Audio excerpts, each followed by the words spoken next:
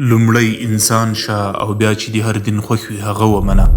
دا داسې جمله ده چې زیاتره وخت د ښه نیت په خاطر کارول کیږي. مطلب یې د زړه سوانده او مهربانه اخلاقو ستاینه وي. خو آیا د بشرپالنې دین منل یوازې د یو څو هغو ښو اخلاقو په ترسره کولو ولاړ دی چې انسان یې ترسره کوي؟ او آیا رښتیا هم له سیکولر مفهوم سره سم پر انسانیت باور له هغه باور سره ټکر نه لري چې ته یې د خپلې خوښې پر دین کوې؟ بهر ته له پناه وړلو پرته د بشري حقونو فعال یو ایګوي خپله هغه کیسه کوي چې کله د کاهن جوړېدو په خاطر د مسیحي دین زده کړې کولې. دی خپله هغه کیسه کوي کله چې د ژوند یوه بېله معنا مونده کړه. I came in contact with a different idea of life. ما د ژوند په اړه یوه بېله مفکوره وپېژندله. داسې مفکوره چې د دین له اساسي او بنسټیزو ښوونو سره ټکر لري. هغه ایډیالوژي بشرپالنه ده. ستاسې ځینې به وایي چې بشرپالنه څه شی دی؟ بشرپالنه د ژوند او فکر لپاره یوه داسې لاره ده چې د بشر واکمني پیاوړې کوي. بشرپالنه مو دې ته متوجه کوي چې موږ انسانان کولی شو نړۍ ته بدلون ورکړو. موږ هم په انفرادي او هم په ټولنیز ژوند کې دا ځواک لرو چې په ژوند کې بدلون راوړو او دا هر څه بېله دی چې موږ کوم بهرني ځواک ته پناه یوسو without recourse to some outside force. ځینې خلک به هرومرو وایي چې دا د دغه کس شخصي رایه ده. ښه ده نو راځئ چې وګورو د دې مفکورې د نظر خاوندان څه وایي. د برټانیې د بشري حقونو موسسې یوه ورځنی روزنیز سیمینار جوړ کړ چې عنوان یې و انسانیت ته ننوتل د ژوند یوه داسې تګلاره ده چې له دین سره هیڅ تړاو نه لري. په دغه روزنیز سیمینار کې د دین 4 صورتونه یاد شول ترڅو د دین په اړه د بشرپالنې موقف په ډاګه کړي. لومړی عقیده، دویم دیني اعمال او کړنې، دریم دیني هویت یا پیژند او وروستی ثقافتي میراث. دا خبره یې په ډاګه یاده کړه چې د دویم او څلورم یعنې د دیني اعمالو او ثقافتي میراث او بشرپالنې ترمنځ یو ځای کېدل څه ناڅه شوني دي، خو دا بیا په هیڅ ډول شوني نه بلل کیږي چې ته په خپله دیني عقیده او هویت له بشرپالنې سره یو ځای کړې. د بیلګې په توګه د برټانیې عراقي الاصله فزیک پوه جمیل صادق چې په جیم خلیلي مشهور دی چې په علم کې د مسلمانانو علماو او اسلامي تمدن د برخې په اړه ګڼ شمېر کتابونه او ویناوې لري. دی په خپلو ویناوو او کتابونو کې په مثبت ډول بلکې په پوره فخر سره خبرې کوي. البته جیم خلیلي د برټانیې د بشرپالنې د موسسې له 2014 څخه تر 2014 پورې رئیس پاتې شوی. جیم دغه خبره د برټانیې له مشهورې ورځپاڼې ګارډین سره په یوه مرکه کې داسې تشریح کوي: دا چې زه د یوې پروتستانتي مسیحي مور او شیعه پلار بچی یم، خو په پای کې زما خبره دې ځای ته ورسېده چې په ما کې د دین هیڅ ډول اغیزه پاتې نه شوه. خو سربیره پر دې هم په 80مو او 90مو کلونو کې چې ما په عراق کې خپل خوږ ماشومتوب تیر کړی، پر دې اعتراف کوم چې د عربي علومو پر تاریخ حیرانتیا ته د مینې ځواکمنې څپې احساسوم. د عقیدې او پر الله تعالی ایمان او پر انسانیت د باور ترمنځ یو ځای کېدل ولې ناشوني دي؟ دا ځکه که څه هم د بشرپالنې د دین لپاره ګڼ شمېر تعریفونه شته، البته دا بشرپالنه پر یو ټکي تمرکز لري او هغه د انسان ځواک دی چې ګواکې انسان په خپله دا ځواک لري چې خیر او شر کوم غیبي ځواک ته له اړتیا پرته وپېژني. او که انسانانو ته د ارادې ازادي ورکړل شي نو کولی شي ټول بشریت د داسې ژوند پلو ته لاړ شي چې هلته به د بشرپالنې ارزښتونه پر اول هر څه لوړ وي او د دې ټولو موخه د انسان هوساینه ده. دوی د خالق د شتون د اثبات او نفي پروا نه لري. دوی په اصل او حقیقت کې د خالق هم څه پروا نه لري. دوی دعوه کوي چې موږ د انسان په حیث د سم او ناسم پیژندلو په اړه خالق ته هیڅ اړتیا نه لرو. موږ کولی شو الله تعالی ته له اړتیا پرته ژوند وکړو. ستا څه خیال دی چې دغه مفکوره به له کومه شوې وي؟ په تاریخ کې شاته ډېر لري. که څه هم په تورات او قرآن کې د آدم علیه السلام په کیسه کې ظاهري ورتوالی شته، خو ځینې داسې باریک توپیرونه پکې دي چې د وخت په تېرېدو سره یې ناورینونه رامنځته کړي دي. دغه کیسه د لرغونې زمانې د سفر تکوین په 3 اصحاح کې په داسې باریکو تفصیلاتو راغلي ده. قرآن کریم کې هیڅ درک نشته، لکه ماریا شیطان ښځه یعنې حوا ګمراه کړه چې له ونې څخه څه وخوري، په داسې حال کې چې هغه پر دوی حرام و، او شیطان ورته وویل چې د هغې د حرمت علت دا دی چې هغه د خیر او شر د پیژندنې ونه ده او دغه قدرت یوازې له الله تعالی سره دی. او بس که تاسې له دغې ونې څخه څه وخوړل نو تاسې به هم د الله تعالی په څیر شئ. تاسې به بیا خیر له شر څخه بیلولی شئ. بیا ښځې ادم ګمراه کړ او ادم ملامتیا پر ښځې ور واچوله. نو الله تعالی ټولو ښځو ته دا سزا ورکړه چې حمل اخلي، بچي زیږوي او د سړیو تر لاس لاندې دي. او د سړي سزا دا شوه چې په ژوند کې ستړیا لري او رب اخیر کې دا ومنله چې انسان له موږ څخه یو تن شو چې خیر او شر پیژني. دا چې د بشر پالنې دین هم د نورو فلسفي دینونو په څیر دی، لکه سیکولریزم، الحاد، ښځه پالنه او لیبرالیزم، او دغه دینونه د غربي مسیحي تمدن زیږنده دي. نو ځکه خو په دغو دینونو کې د مسیحیت له اغیزې څخه سترګې نشو پټولی. کله چې ځینې مسلمانان له غرب څخه ځینې فکري مذهبونه خپلو سیمو ته راوړي، دوی په حقیقت کې د داسې تخم میوې راوړي چې اصلا زموږ په خاوره کې نه دي کرل شوي. شیطاني نیالګی. دغه شیطاني نیالګي په خپل چاپیریال کې ولګول شو او د وخت په تیریدو سره رالوی شو او لاندې میوې وزیږولې.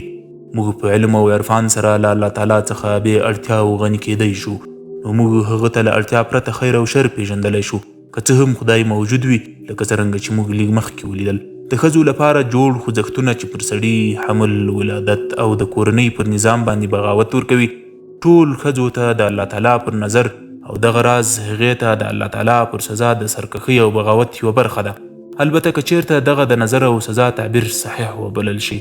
او په پای کې له ابلیس څخه مننه او کورودانۍ چې انسان ته یې د معرفت او علم ونه وښودله تر څو بشر د الله تعالی په څیر شي، په داسې حال کې چې ابلیس په دې ښوونه کې د تل لپاره د لعنت سزا برداشت کړه. یا په بله معنا تایانه د ابلیس او د هغه د تکبر لپاره ده چې زموږ انسانانو له حق څخه یې دفاع کړي تر څو موږ الله تعالی ته له اړتیا پرته خیر او شر او سم له ناسمه څخه بیل کړو.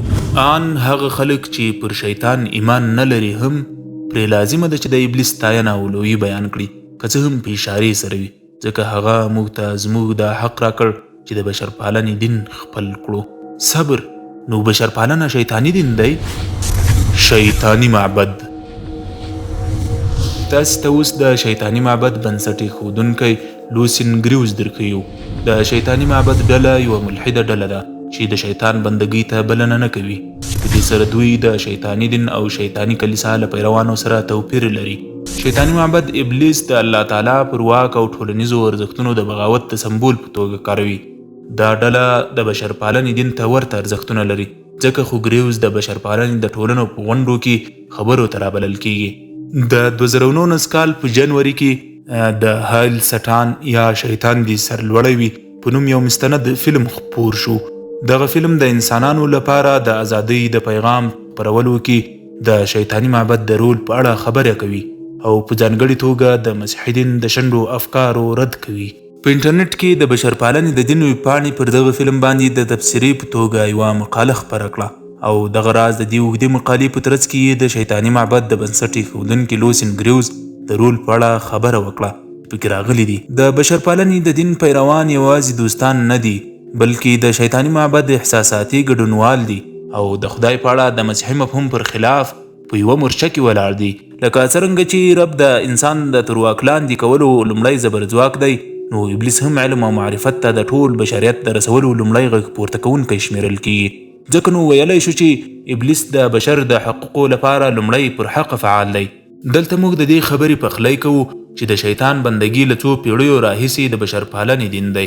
د 2019 کال په جون میاشت کې د امریکا د بشر پالنې ټولنې ګریوز راوغوښت تر څو د خپل ځان او د شیطانی معبد د اهدافو د پیژندګلوي وینا وکړي چې د کوربه لخوا یې داسې پیژندنه وکړی شوه. شیطانی معبد چې لوسین ګریوز یې مشري کوي شیطانی کلیسا نه ده، بلکې لکه زمونږ غوندې یو ملحده ټولنه او یو پرمختللی اخلاقی تنظیم دی. کله چې له ګریوز څخه د شیطانی معبد لخوا د وړاندې کیدونکو خدماتو په اړه پوښتنه کیږي، هغه وایي موږ د ماشومانو لپاره ډیر څه وړاندې کوو. د بیلګې په توګه د ښوونځي له رسمي وخت وروسته د ماشومانو لپاره غونډځئ. دغه په غرب کې یو پیژندل شوی فعالیت دی چې ماشوم له ښوونځي څخه له رخصتېدو وروسته د مور یا پلار تر راتلو پورې په یو ټاکلي ځای کې هره ورځ له 1 تر 1.5 ساعته پورې وخت تیروي. موږ دغلته هیڅ دیني ښوونې نه وړاندې کوو، بلکې موږ ماشومانو ته ازادې مفکورې او خوندور پروګرامونه وړاندې کوو. د بشر پالنې دین یا بشر پالنه د هر څه محور انسان ګرځوي، خو دغه محور داسې دی چې همدې انسان د ځان لپاره غوره کړی دی. او بیا یې ورته اندازې هم پخپله ټاکلي دي ځکه خو دا اړینه ده چې خدای له ساحې څخه بې برخې کړل شي ځکه رب تعالی بیا بېل لید لري او مطلق اصول مقرروي. په طبیعت کې د انسان د مقام په اړه ډاکټر عبدالوهاب المسیري اسلامي آن په دې ډول رالنډوي چې انسان له طبیعت څخه وړاندې دی او دا ناشونې ده چې موږ د انسان د کړنو تفسیر یوازې په طبیعت سره وکړو ځکه الله تعالی دغه انسان پیدا کړی عزت یې ورکړی او په ځمکه کې خلیفه ګرځولی دی خو د دې خبرې دا معنا نه ده چې انسان د کائناتو مرکز یا محور دی که څه هم دی د کائناتو په مرکز کې ښودل شوی او دا پر دې معنا هم نه ده چې دی د طبیعت مالک دی ځکه دی په دې کې د خپل خالق له پلوه خلیفه ګرځول شوی دی. د بشرپالنې دین دا دعوه کوي چې د بشرپالنې ارزښتونه ټول د خیر او ښایست ارزښتونه دي.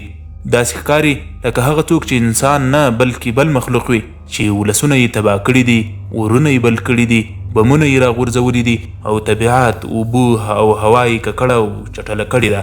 حیوانات یې په دې خاطر له منځه وړي دي چې انسان له ښکار څخه خوند واخلي او یا له دې خوند واخلي چې د څرمنې څخه جوړې ګران بیه جامې او نور کالي واغوندي. د بشرپالن له آن د انسان هغه مخلوق دی چې د ارزونې او انفعال ځواک ورکړل شوی دی یا د نیچا په تعبیر سره انسان د سرو اننګو لرونکی حیوان دی. د انسانیت حقیقي حیثیت او ارزښت ازادي ده یعنی د خیر او شر په کولو کې ازادي. د دې خبرې ازادي چې ته تر ټولو ښې قربانۍ وړاندې کړې یا تر ټولو ناوړه جنایتونه ترسره کړې. في حوار الديني بقول محدش يسأل الله موجود او غير موجود. د دین په اړه په خبرو اترو کې به څوک دا پوښتنه نه کوي چې الله تعالی موجود دی که نه دی موجود ځکه که موږ دغه پوښتنه وکړو نو موږ به په یو مادي خطرناک پیچومې کې ځان واچوو. نو پوښتنه به داسې کوو آیا د انسان د وجود تفسیر له الله تعالی پرته کیدی شي؟ آیا د دې ټول ترکیب تفسیر ممکن دی؟ په عام وایي چې له ترکیب څخه مراد خیر او شر دی ځکه له انسان سره د شر کولو داسې څوک شته چې له نورو ژوندی سارو سره نشته. دغه راز د خیر کولو داسې ځواک ورسره دی چې نور ژوندي ساري نه لري. انسان د واک او اختیار داسې ازادي لري چې نور کائنات یې نه لري. آیا د دې هر څه تفسیر د مادي پر قوانینو کیدی شي؟ او کنه موږ دغه لوی شي تفسیر لپاره د بیلې بیلګې راوړو ته اړتیا لرو. دغه تر ټولو ښه او تر ټولو ناوړه او رذیل شی چې انسان بلل کیږي. د بشرپالنې پیروان دا خبره په ښه توګه هیرولی شي چې انسان هغه مهال انسان شو چې د الله تعالی له لوري په ځمکه کې د خلیفه حیثیت ورکړل شو. خدای هیڅکله د الله تعالی پر ځای خلیفه نه و او نه به هیڅکله د هغه پر ځای خلیفه شي.